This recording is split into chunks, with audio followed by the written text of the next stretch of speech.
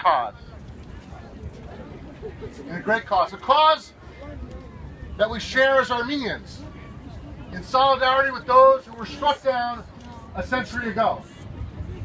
But we're also brothers.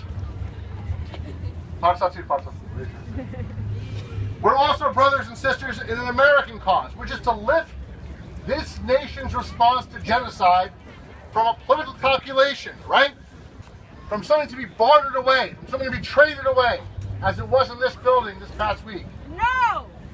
We'll not let it happen. We want to lift that response from a political calculation to a moral imperative. We are going to lift the American response to genocide, the American stand on human rights, to a higher level. It has been a tough struggle. It has been a frustrating struggle, but we're making progress and we're going to get there. We're going to get there, guys.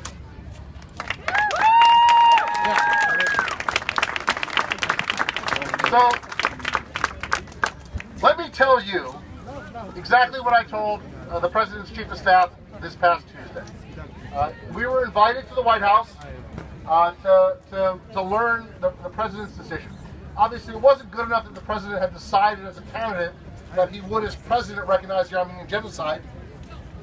We now have to go in and hear on the centennial what his judgment would be. And of course, we learned the judgment, you all learned about it that Tuesday as well, that the President would surrender to a foreign government. Ken Hutchigan in CNN and on AP and the New York Times described it accurately as a national disgrace. A national disgrace. The open surrender of America to pressure from a foreign government. The effective outsourcing, right?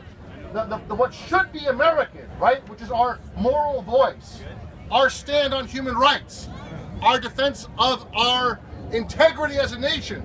That was outsourced to Ankara, given to another country. We were bullied or bribed or blackmailed into silence on something that should never be, something about which we should never be silent. We granted a veto to a foreign government.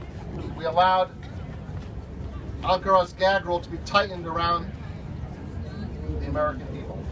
It's a sad day in that sense, but there's much progress that we can point to. In just the past week, we've seen the Pope speak with great moral authority on the genocide. Earlier today, the German president spoke on this subject, spoke powerfully on the recognition of the Armenian genocide. We saw the European Parliament vote. We've seen the New York Times, the LA Times, the Denver Post, the Chicago Tribune, the New York Post, the New York Daily News, and many other editorial boards across the country say that we need to take a strong principled stand on the Armenian genocide issue. All elements of American civil society that are paying attention to this issue, anybody who's got an opinion on this issue in America falls on the right side of this question.